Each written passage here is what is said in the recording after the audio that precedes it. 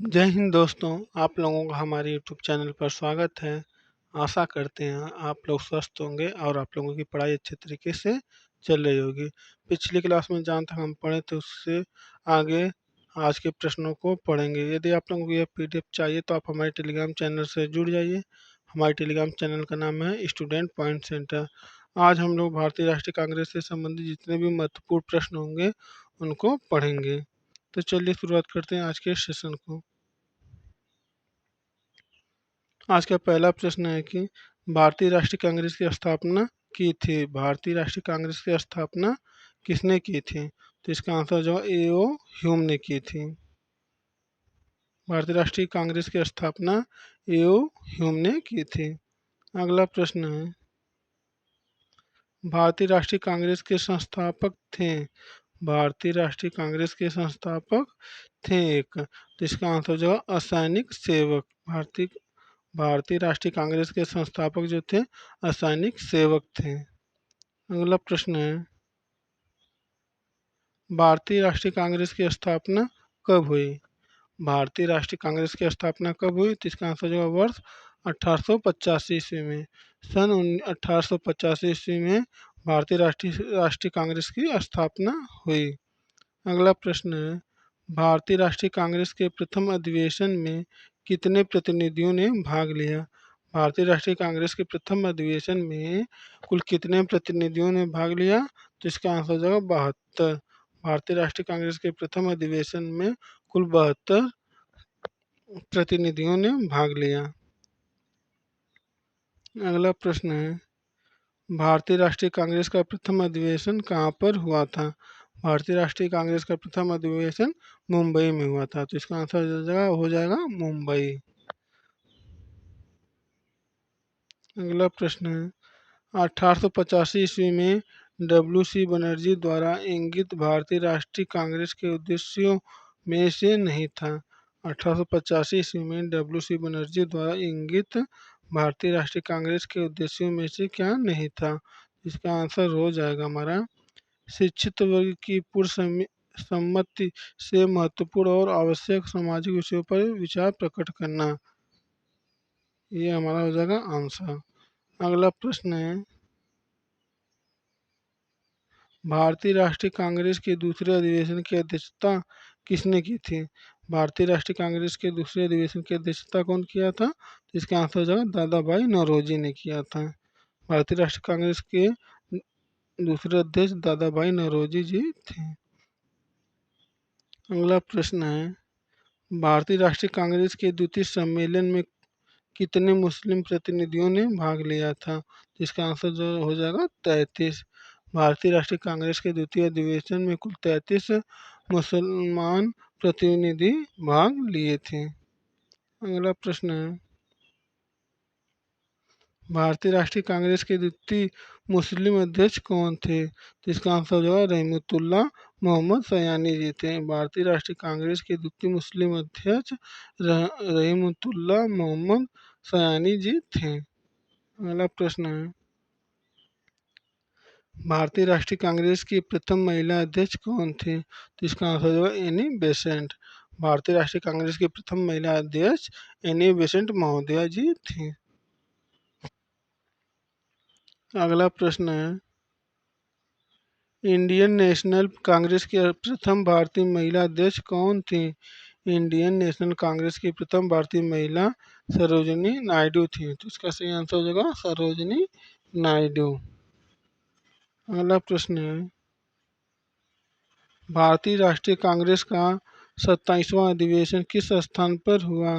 भारतीय राष्ट्रीय कांग्रेस का 27वां अधिवेशन बांकीपुर में हुआ, तो हमारा सही आंसर हो जाएगा बांकीपुर में।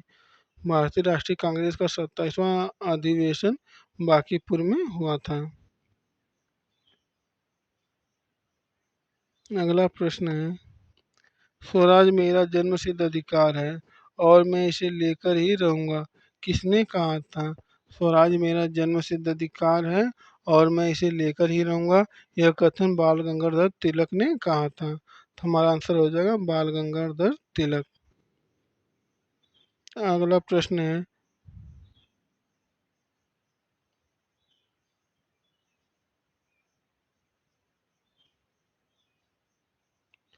किसने कहा था कांग्रेस आंदोलन न तो लोगों द्वारा प्रेरित था, न ही यह उनके द्वारा सोचा या योजनाबद्ध किया गया था।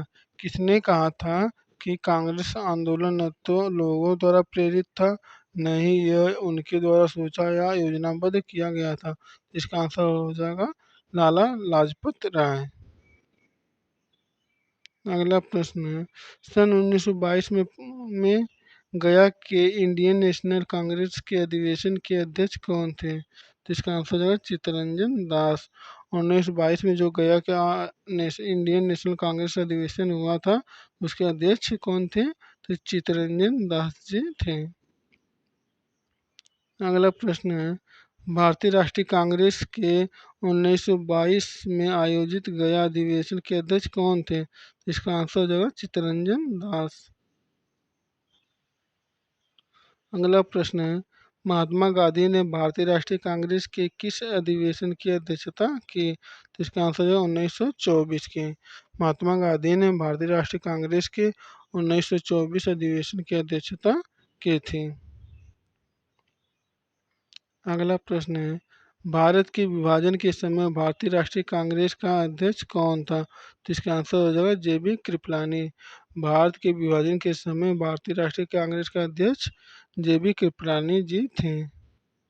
अगला प्रश्न है, भारतीय राष्ट्रीय कांग्रेस की स्थापना सेफ्टी वाल्व सिद्धांत के आधार पर हुई थी, जिसका उद्देश्य ब्रिटिश सरकार को खतरे से बचाना था। यह कथन कौन कहा था? तो इसका आंसर जगह लाला लाजपत राय कहा था। भारतीय राष्ट्रीय कांग्रेस की स्थापना सेफ्टी वाल्व सिद्धांत के आधार पर हुई थी, जिसका उद्देश्य ब्रिटिश सरकार को खतरे से बचाना था। यह कथन किसने कहा था? तो लाला लाजपत राय ने कहा था।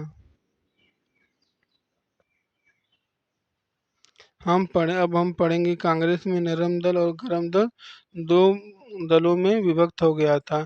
इससे जितने भी महत्वपूर्ण प्रश्न होंगे उनको हम लोग पढ़ेंगे।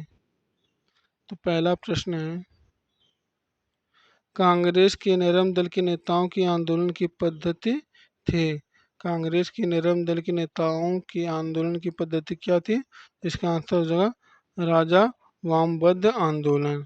राजा वामबद्ध आंदोलन था। अगला प्रश्न है, अधिकतर नरमपंथी नेता थे। अधिकतर नरमपंथी नेता किस क्षेत्र से थे? तो इसका आंसर हो जाएगा शहरी क्षेत्र से थे। अधिकतर नरमपंथी नेता जो थे शहरी क्षेत्र से बिलोंग करते थे। अगला प्रश्न है, उग्रपंथी नहीं थे। उग्रपंथी नेता कौन नहीं थे? तो इसका आंसर हो जाएगा गोपाल कृष्ण गोखले जो थे उग्रपंथी नेता नहीं थे। अगला प्रश्न है, भारतीय राष्ट्रीय कांग्रेस आंदोलन गर्मपंथियों के प्रभावाधीन आया।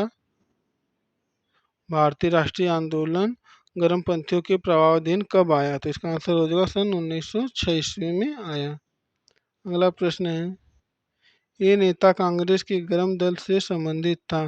कौन सा नेता कांग्रेस के गर्म दल से संबंधित था? तो इसका आंसर हो जाएगा अरविंद घोष। अरविंद घोष जो थे कांग्रेस के गर्म दल से संबंधित थे। अगला प्रश्न है, बाल गंगाधर तिलक, दादा भाई नौरोजी, एम.जी. रानाडे और गोपाल कृष्ण गोखले में से नरम दली के तौर पर नहीं जाने जाते थे। तो इसका आंसर हो जाएगा बाल गंगाधर तिलक। बाल गंगाधर जो थे गर्म दल के नेता माने जाते थे, ये नरम दल के नेता नहीं थे। अगला प्रश्न है, शेर ए पंजाब के नाम से कौन मशहूर थे? शेर ए पंजाब के नाम से मशहूर लाला लाजपत राय जी थे। तो इसका आंसर हो जाएगा लाला लाजपत राय। इसका अगला प्रश्न है, 1908 में बाल गंगाधर तिलक को जेल हुई। 1908 ईस्वी में बाल गंगाधर तिलक को कितने वर्ष की जेल हुई? तो इसका आंसर हो जाएगा 6 वर्ष की। अब हम लोग पढ़ेंगे भारत में क्रांतिकारी आंदोलन कौन कौन से थे, और इससे जितने भी महत्वपूर्ण प्रश्न होंगे उनको हम लोग कवर करेंगे। तो पहला प्रश्न है, अभिनव भारत से कौन संबंधित है? अभिनव भारत से कौन संबंधित है? इसका आंसर हो जाएगा बी डी सावरकर। अगला प्रश्न है, सन 1906 ईस्वी में लंदन में अभिनव भारत सोसाइटी की स्थापना किसने की थी? इसका आंसर हो जाएगा विनायक दामोदर सावरकर।